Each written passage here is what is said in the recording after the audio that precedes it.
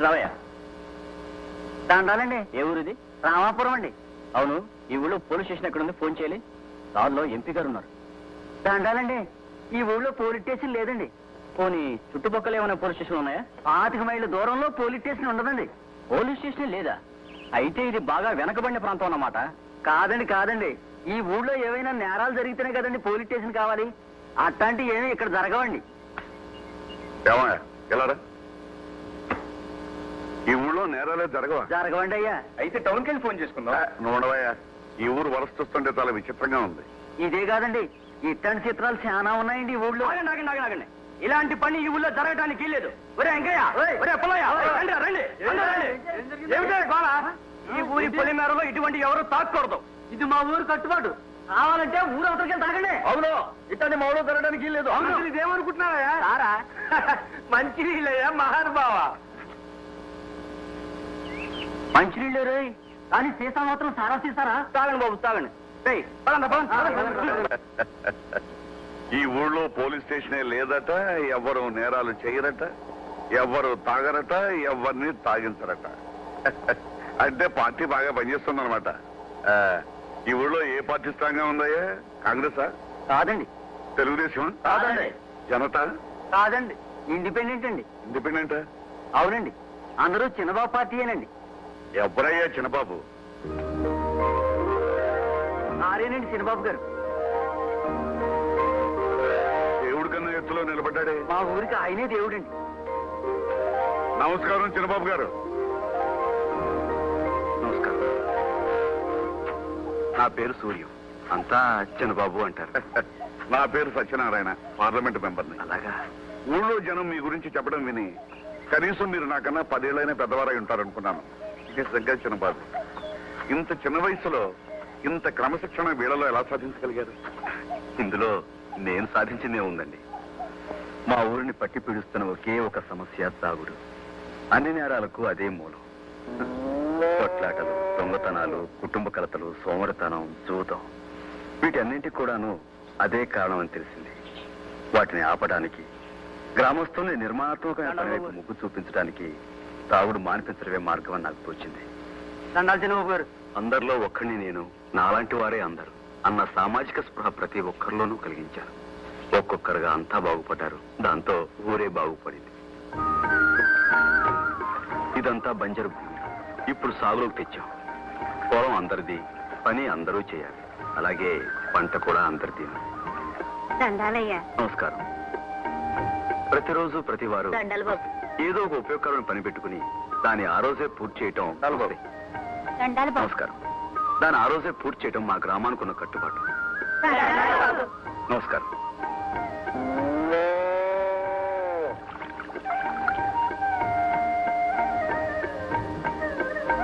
ఏమిటి, ఈ ఊళ్ళో కొన్ని నెలక గుమ్మాలకు తలుపులే లేవు? దేనికండి తలుపులు?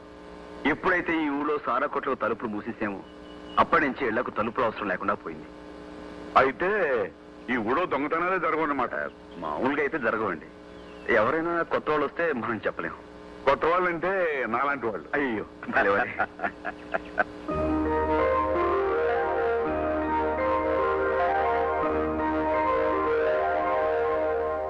దండాలు బాబు. అరే ఏమిటి మా అమ్మ ఇది? నీకెన్నిసార్లు చెప్పాను పెద్దదానివి ఇలా కాలమే పడకూడదని? వెళ్ళి పని చూసుకో. ఈవిడ భర్త తాగుబోతు. అతని చేత తాగుడు మానిపించానని ఇదిగో ఇలాగా. నీటి సమస్యను తీర్చుకోవడం కోసం శ్రమదానం చేసి ఇదిగో ఈ నీళ్ళ ట్యాంకును మేమే కట్టుకున్నాం. మేము ఏ రోజు ప్రభుత్వ సహాయాన్ని ఆశించలేదు. అంటే మేమే ఒక ప్రభుత్వాన్ని మా ఉద్దేశం కాదు.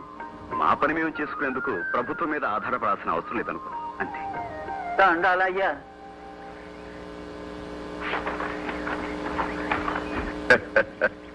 మిమ్మల్ని నేను చిన్నవారు అన్నాను, కానీ ఇప్పుడు నాకు అనిపిస్తాను మీ ముందు నేనే చాలా చిన్నవాడిని. అయ్యో అదేం మాట. రామరాజ్యంలో ఉన్న ఈ అభ్యుదయానికి మిమ్మల్ని ప్రోత్సహించింది ఎవరు? ఈ విషయం నేను పార్లమెంట్ లో చెప్పాలి. వివరంగా చెబితే రామాయణం విన్నంత శ్రద్ధగా వింటాను. మాది రామాయణం కాదు, గ్రామాయణం. మీకు పెళ్ళయిందా? అది కూడా నా కథలోనే ఉంది. బిలహరి గణపతి శాస్త్రి గారనే ప్రఖ్యాత సంగీత విద్వాంసుని పేరు మీరు వినే ఉంటారు. వారి అబ్బాయిని నేను. దళములచే సంతోషముగా సుప్రసిద్ధ వాగ్గేయకారుల వంశం మాది. వంశానికి వన్ని తెచ్చే విద్వత్తు మా నాన్నగారిది. మా వదిన అమ్మలేని నాకు అమ్మైనా అక్కైనా నేస్తమైనా అన్నీ తనే అయ్యి ఆదుకుంది. అన్నయ్య పేరు ఉదయం. నోరు లేని మూగవాడు. సరస్వతి లోగిల్లో పుట్టి నోరారా పాడలేని దురవస్థ రాకూడదని నోరారా సన్నాయి రాగాలు నేర్చుకున్న పట్టుదల గల మనిషి. శృతి చేసిన తంబూరా లాంటి తుతిమెత్తటి మనసున్నది మా చెల్లాయి సంధ్య.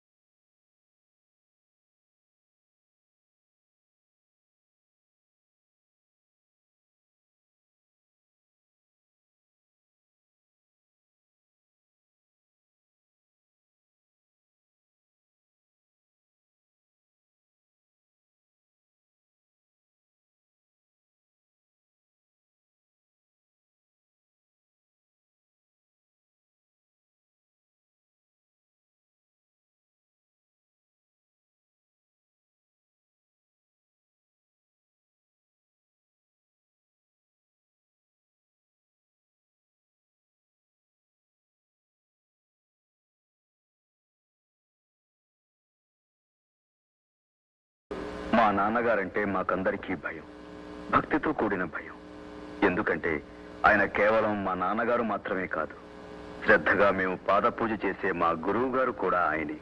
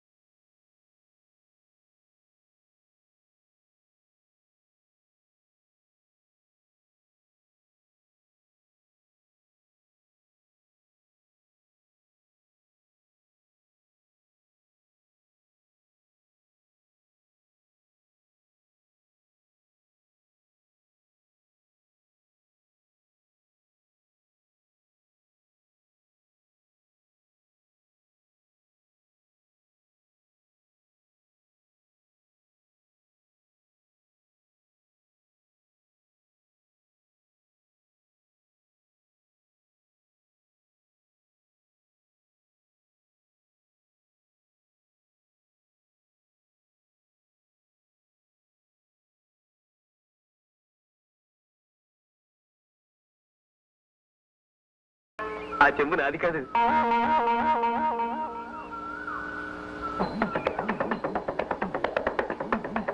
ఆ చెంబు అతుందో ఏమో. ఎందుకురా మంచిది, మీరు పరిగెత్తండి, నేను తోడొస్తాను. మీ పేరేంటండి? సంధ్య.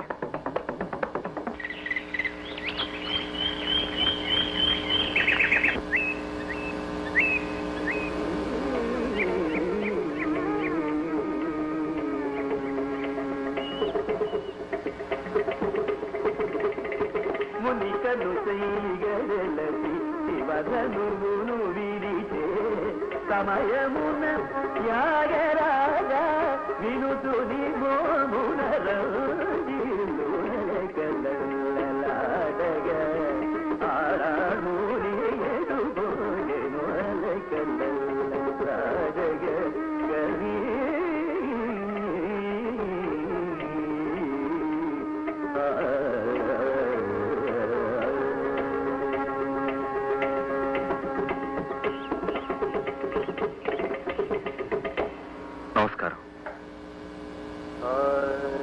నాట్యం అద్భుతంగా ఉంది, కానీ అదంతా అడవి కాచిన వెళ్ళైపోతుంది.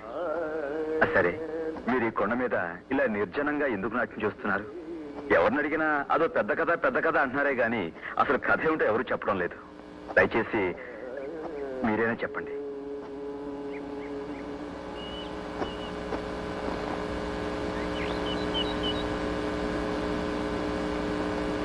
అసలు ఏమిటండి మీ ఉద్దేశం? నా వెంట పడుతున్నారు?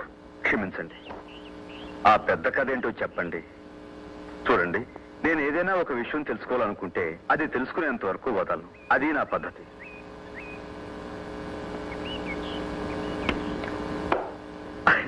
అదేంటి? బొమ్మ అయితే చెప్తాను, బొరుసైతే చెప్పను. ఇది నా పద్ధతి. బొమ్మే. చెప్పండి. పెద్ద కథ కదా, ఇలా కూర్చొని చెప్పుకున్నా? పెద్ద కథ ఏం కాదు, చాలా చిన్న కథ. చిన్న కథ? నేను హరిజనుల అమ్మాయిని, అదే కథ. అయితే దేవి నవరాత్రులు 9 రోజులు గుళ్ళో నాట్యం చేయాలని నా సంకల్పం. కొంతమంది గొడవ చేశారు. హరిజనులు గుడికొస్తే దేవుడు అపవిత్రమైపోతాడన్నారు. సర్లేండి, ఎంత దూరంలో ఉంటే మీ దేవుడు పవిత్రంగా ఉంటాడని అడిగాను. 100 గజాలు, 200 గజాలు, పోనీ 500 గజాలు చాలా నండి, చేసిస్తారా?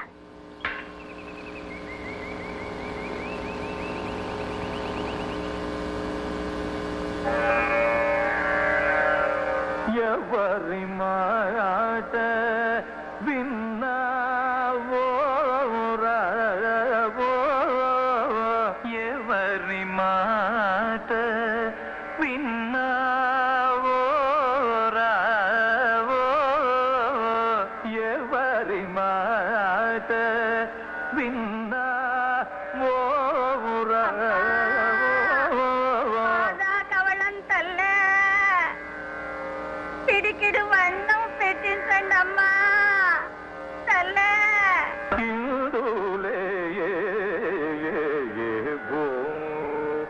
ఓ బళి బళి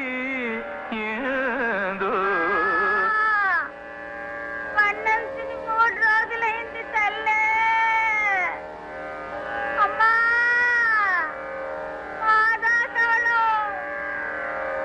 అమ్మా. ఎవరి మాట విన్నా.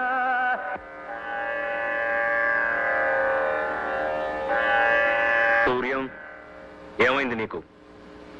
పాపం ఆ బిచ్చగత్త దీనంగా అరుస్తుంటే అది నేను లగ్నం చేయలేకపోతున్నాను నాన్నగారు. ఆ బిచ్చగత్తె అరుపులు నీ సంగీత సాధనకి ఆటంకమా? మనసంతా సరస్వతి మీద నిమగ్నమైతే ఈ అరుపులు కేకలు నీకెలా వినిపిస్తాయి? సంగీత సాధన ఒక తపస్సు. నిలకడలేని మనసుతో సరిగమలు పలకడం చిత్తశుద్ధి లేని శివపూజ లాంటిది. ఇంకెప్పుడు ఇలాంటి సాకులు చెప్పకు. సాకులు కాదు నాన్నగారు, ఆ బిచ్చగత్తె ఆకలి అరుపులు నా చెవిని పడగానే చెవులు, కళ్ళు, సర్వేంద్రియాలు నీ మనసుకు వశమైనప్పుడే సంగీతం నీకు వశమవుతుంది. ఆకలి కేకలు నిన్ను ఆకట్టుకోవడానికి అవేమన్నా ఆలాపనలా, ఆవృత్తాలా, అపశృతులు? దీనిలో వేదండి అపశృతి అనకన్నా. నీకా ఏడుపులు మొరల మీద దృష్టి పడితే బ్రతుకంతా ఏడుపులేరా? ముష్టి దాని అరుపు నీకు మృష్టాన్న భోజనంలా ఉంటే సంగీతామృతం నీ జిహ్వకు సరిపడదు. ఇలాంటి చిన్న చిన్న విషయాలు నీకు ఆటంకాలైతే ఈ జన్మకు నీకు సంగీతం రాదు. జన్మనిచ్చిన తండ్రి అంత మాట అనకన్నా. నాతో వాదించుకురా. నీ అశ్రద్ధకు కారణాలు చెప్పడం కొత్తగా మొదలుపెట్టావు.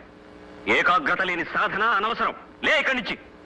మామగారు, ఎదిగిన కొడుకుని ఎందుకు అలా తిడతారు? మీరు ఈ మధ్య ప్రతి చిన్న విషయానికి అనవసరంగా కోప్పడుతున్నారు. కన్న తండ్రి మీరే అలా శపించొచ్చా? అది తప్పు మామగారు.